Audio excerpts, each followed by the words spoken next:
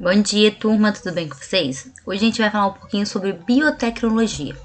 Então, a biotecnologia vai envolver a manipulação de organismos para produzir produtos e processos de interesse humano.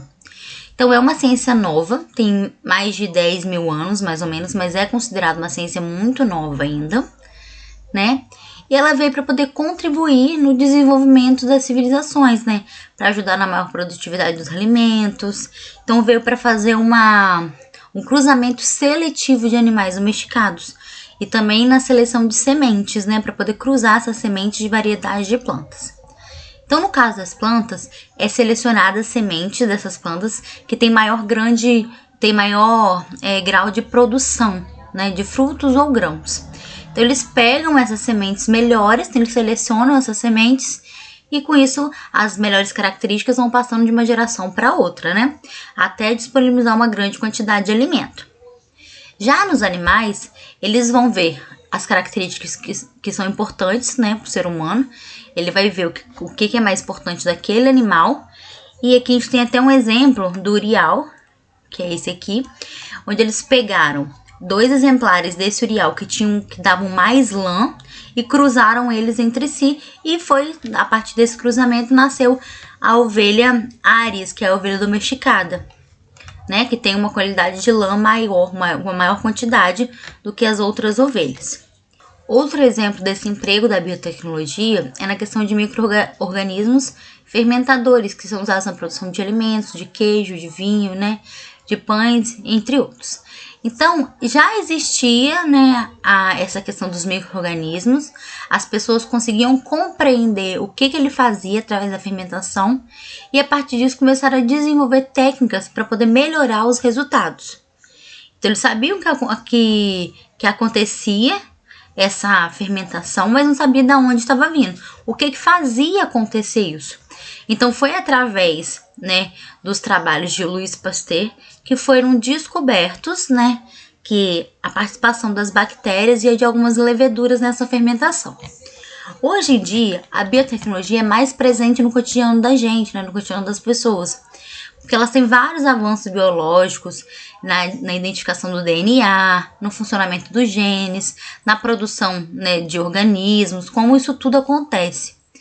Então, com esse conhecimento foi possível alterar vários processos. Então, para produzir medicamentos, para poder melhorar a saúde humana, de animais, do meio ambiente. Então, a biotecnologia está empregada em muita coisa no nosso dia a dia. Então, além do que a gente conhece de biologia, a biotecnologia ela também tem outros conhecimentos. A gente precisa de outros conhecimentos além da biologia. A gente precisa saber um pouquinho de matemática, um pouquinho de química, um pouquinho de física, um pouquinho de informática, entre outros. Então, ela abrange muitos outros conteúdos, né? Então, para poder identificar, para poder transferir, para poder entender como acontece os genes, como acontece toda essa genética, a gente precisa saber um pouquinho de cada matéria, né, dessas matérias que eu citei. Outra coisa que também vem sendo empregada muito dentro da biotecnologia é a robótica, porque através do robô, né, dos robôs, de suas técnicas, conseguiram desenvolver novos produtos, medicamentos, vacinas, programas de controle de pragas, de programas computacionais e por aí vai. Então, são várias coisas que a biotecnologia abrange, né, consegue pegar para a gente poder entender esse universo todo, para poder facilitar até mesmo o trabalho em laboratórios.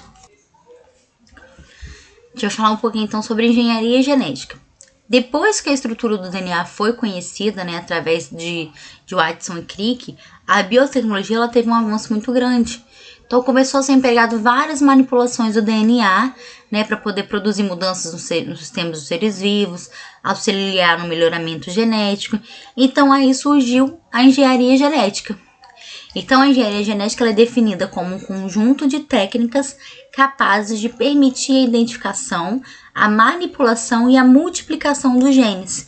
Então, o que ela faz? Ela oferece, né, um meio de manipular o DNA, recombinar os genes e alterar ou trocar esses genes, né, adicionando esses genes ou tirando de diferentes origens como formas de vida. Então, ela faz o que na engenharia genética? Ela possibilita mapear todo o sequenciamento do genoma, todos os seus genes, de espécies, criar seres clonados e desenvolver a terapia gênica ou produzir transgênicos. É o que nós vamos estudar separadamente. Então, a manipulação dos genes, eles podem gerar vários benefícios, mas também podem gerar alguns conflitos éticos, né? Que é uma coisa que a gente até conversou em relação ao dia da gente escolher os genes dos nossos filhos. Lembra que a gente conversou um pouquinho sobre isso? Então, a manipulação genética dos seres vivos pode levar muitos impactos que a gente nem conhece ainda no ambiente, né? A gente vai modificar isso num animal, numa planta, o que isso pode acontecer? Então, são consequências que a gente nem sabe o que iria, que tipo de consequências seriam, né? Então, a gente vai estudar primeiro agora as manipulações gênicas. Então, a manipulação gênica, ela vai fazer o quê? Ela vai alterar de maneira artificial, né, o genoma de um organismo através das técnicas da engenharia genética. Então, na engenharia genética, a gente tem vários subgrupos, né, que entram dentro desse conteúdo. Então, na manipulação gênica, a gente vai alterar de forma artificial o genoma, né, usando as técnicas da engenharia genética. Então, essa alteração, ela vai envolver a gente colocar um gene, né, com a intenção de o organismo apresentar uma determinada característica, para tentar, né, fazer com que aquele organismo, aquele animal, aquela planta desenvolva uma certa característica. Então, a gente está incluindo uma característica a mais. Então, os organismos, né, os seres que vão sofrer isso, eles vão passar por um processo de manipulação gênica para modificar o seu genoma. Então, a gente chama eles de organismos geneticamente modificados, porque eles foram modificados, né? A gente colocou uma característica a mais naquilo ali, no seu genoma. Então, geralmente isso acontece em plantas. Nós temos muitos organismos geneticamente modificados, muitas plantas, tá, gente? Então, para que foi feito isso na indústria alimentícia com plantas? Para aumentar, né, a quantidade de nutrientes, para deixar as plantas mais produtivas, mais resistentes às pragas.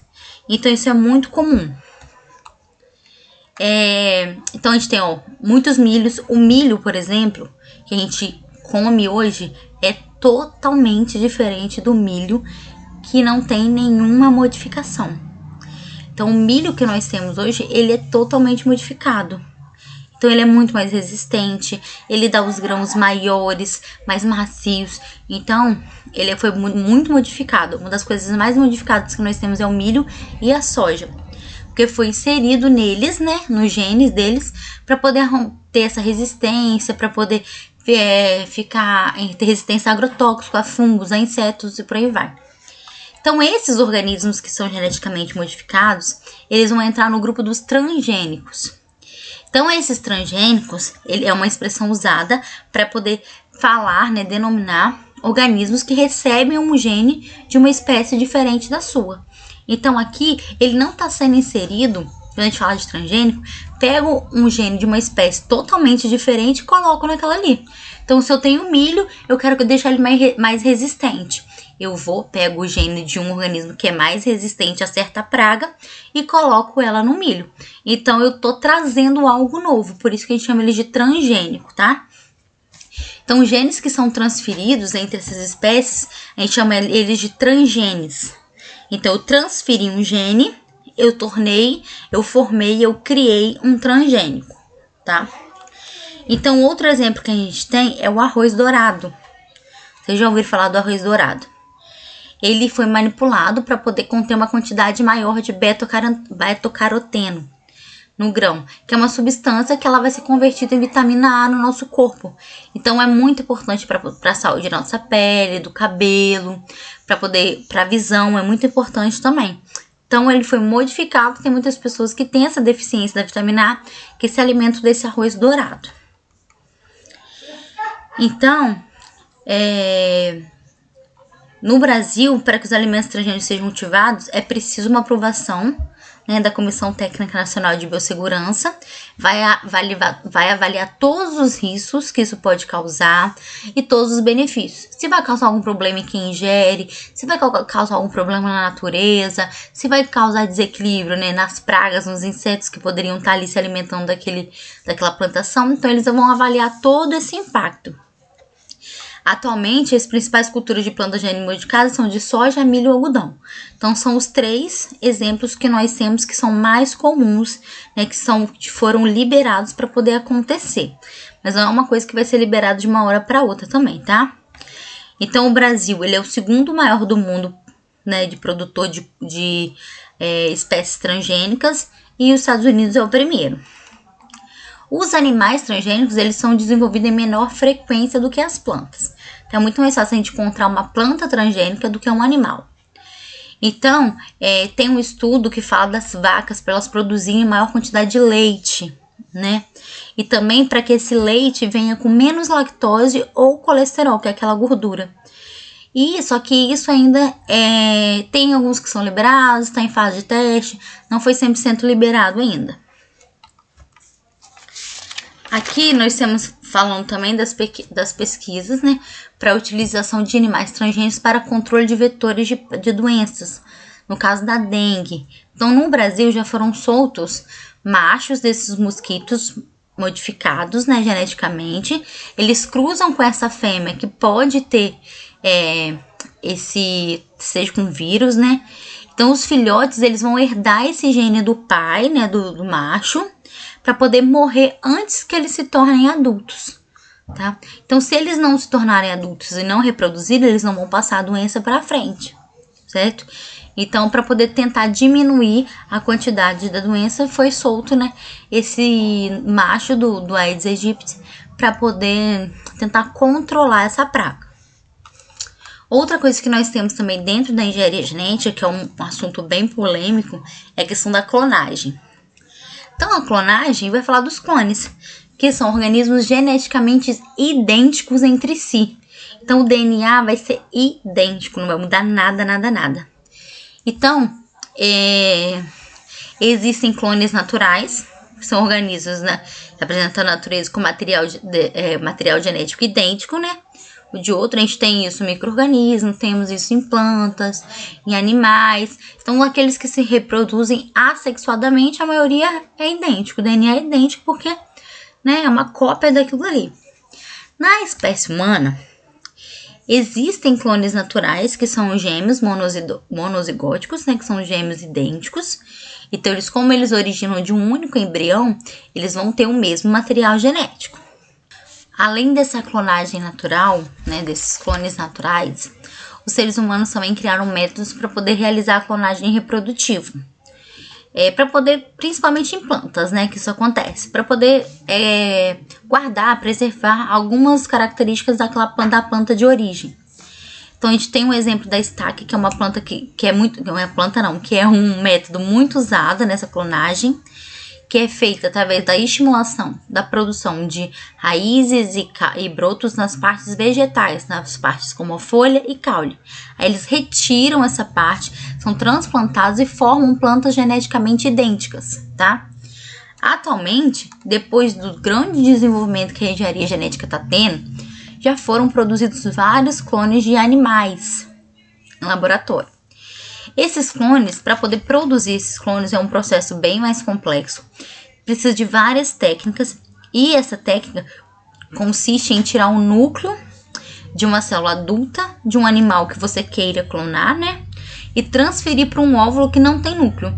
Então, a gente chama isso de transplante nuclear. Então, como que isso vai acontecer? Eu vou explicar para vocês aqui no esquema. Essa técnica de transplante nuclear foi usada em um sapo pela primeira vez em 1970. Mas em 1996 nasceu o primeiro mamífero clonado para o transplante nuclear, né? Que foi a ovelha Dolly, que com certeza já ouviram falar. Então teve sucesso, né, no nascimento da ovelha Dolly, teve alterações cromossômicas, sofreu envelhecimento prematuro e ela morreu em 2002. Então morreu muito mais jovem do que deveria, né? Então ela teve uma infecção pulmonar e acabou morrendo. Então, assim, a clonagem, ela tem os seus efeitos ruins também. Por isso que não é liberado para que aconteça. Então, olha como que aconteceu. Células adultas de uma ovelha são estimuladas para se dividir e ativar todos os seus genes. Então, tem uma célula adulta aqui, né? Uma ovelha adulta. Eu peguei uma célula. Essa célula, eu peguei de uma... Aí, eu tenho uma outra célula de uma outra ovelha. Ó, nós temos uma, nós temos duas. De uma outra ovelha, eu peguei e fiz o que com essa aqui? Eu retirei o núcleo dela. Então, ela ficou aqui, ó, sem núcleo, com a nucleada. Então, se eu quero clonar essa aqui, eu vou pegar o núcleo dessa aqui. Então, eu peguei o núcleo dessa, coloquei dentro dessa célula aqui que eu tirei o núcleo. Se eu quisesse clonar essa, eu pegava o núcleo dessa e o resto da célula dessa aqui. Então, como eu queria clonar essa, eu tirei aqui o núcleo. Então, eu peguei o núcleo dessa aqui que eu quero clonar. Por que eu uso o núcleo? Porque dentro do núcleo que fica as informações genéticas onde eu vou clonar. Então, eu peguei e coloquei aqui dentro. Então, aconteceu uma implantação, né? Então, por meio de pulsos elétricos, provoca a fusão das duas células, ou seja, a junção dessas duas células, como se fosse choque, e elas começam a sofrer divisão celular. Então, após alguns dias, né, o embrião é implantado dentro do útero da ovelha, que vai funcionar como mãe de aluguel. Então, se vocês perceberem, a gente precisa de 3 ovelhas para poder fazer isso. Uma que vai oferecer o núcleo, que vai ser a ovelha que eu quero igual. A outra vai oferecer o óvulo, que eu vou tirar o núcleo. E a outra vai servir de mãe de aluguel. Então, eu peguei, depois que teve, né, o embrião, eu implantei esse embrião dentro do útero de uma terceira ovelha. Depois acontece o período de gestação normal. Vai nascer uma ovelha geneticamente idêntica à ovelha doadora do núcleo, que é essa aqui. Então, teve todo um processo. Peguei o núcleo de uma, o resto da célula da outra, fiz a divisão celular, implantei no útero de uma outra ovelha, ela ficou como mãe de aluguel e houve o nascimento daquela igualzinha àquela que eu peguei somente o núcleo. Entendido? Então, essa é a clonagem. A clonagem, ela é liberada? Não é liberada. Por, né, ter vários efeitos benéficos não, né? Vários efeitos ruins. Então, essa clonagem, o animal não tem o mesmo comportamento do animal que lhe deu origem. Eles descobriram isso com a clonagem da ovelha Dolly. E também a aparência, eles falaram que não era exatamente igual. Então, eles começaram a perceber que tinha alguma coisa errada, né? Então, vários mamíferos já foram clonados. Gatos, cachorros, vacas, porco. Então, isso fez várias dúvidas surgir sobre o transplante nuclear e várias coisas foram discutidas, né? Então, eles não podem bater o martelo para falar que foi 100% certo. Então, porque eles acharam alguns errinhos. Além disso, todos os animais que foram clonados, eles tiveram problemas de saúde. E esses problemas foram diferentes. Então, não pode dizer que um certo problema de saúde veio por causa da clonagem. Porque cada um teve problema de saúde diferente. Então, essas informações, por não chegar numa conclusão, não entender tudo o que aconteceu, então dificulta, influencia muito essa questão de liberar as clonagens, né? Então, as pesquisas de clonagens desses animais, eles vêm avançando muito e vão auxiliar também, acabam auxiliando um pouco, né, no tratamento de doenças graves.